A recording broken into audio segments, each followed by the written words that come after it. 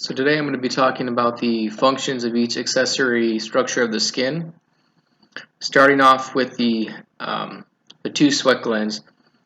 The two major sweat glands you have are the eccrine sweat gland, located in the picture on screen. It's the major sweat gland in the body and it's found on most of all skin and produces a clear odorless substance and primarily consisting of water and sodium chloride. The next kind of sweat gland we have is the apocrine sweat gland, and this is the least responsible for thermoregulation and is most responsible for body odor. And the other things about the eccrine glands, going back to the first one we talked about, it's pretty much the most common one in the body. It's everywhere. It's everywhere on us throughout the body, except there's only a few spots where we don't have it, like the palms, the bottoms of our feet, the mammary glands, things like that. And it's responsible for helping cool down the body.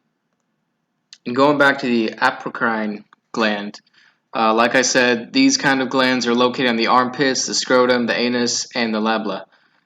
They're typically larger than the eccrine glands, and their ducts tend to open into hair follicles instead of just, hairless areas of the skin.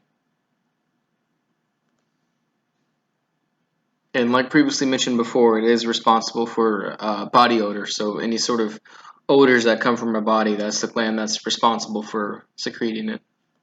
Next, I'm going to be talking about the sebaceous glands, which are oil secreting glands of your body.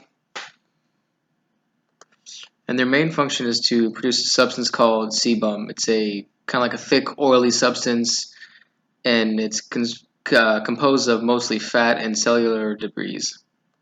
When it comes to location of these glands, they're mostly all over the body, except for the palms and the hands and the soles of the feet.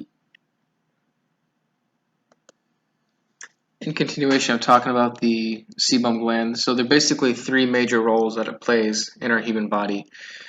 Number one, it's going to act as a lubricant to help moisturize our skin, and it does this so our skin doesn't have excess evaporation of the water from the skin.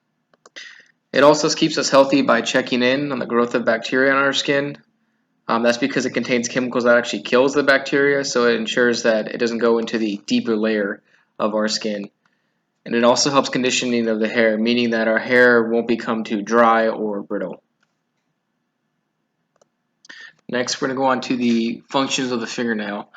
Now, the fingernail has two main functions. It serves as a protective plate and also enhances sensations on the fingertips.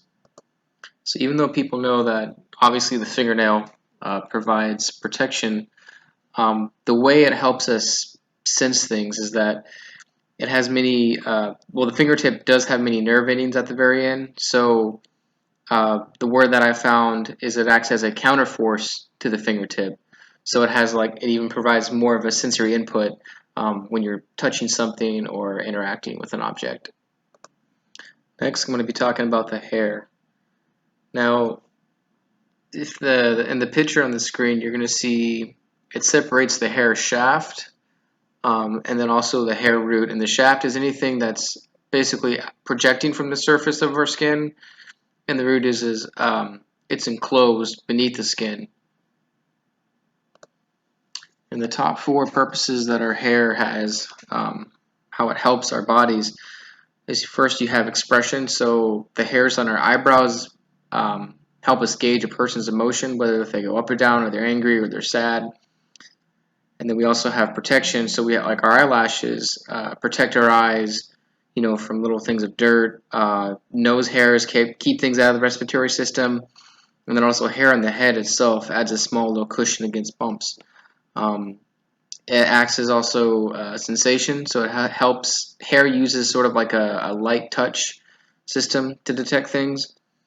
And then you also have warmth and defense. So when you look at the hair follicle, it's got a bunch of muscle fibers that are bundled to it.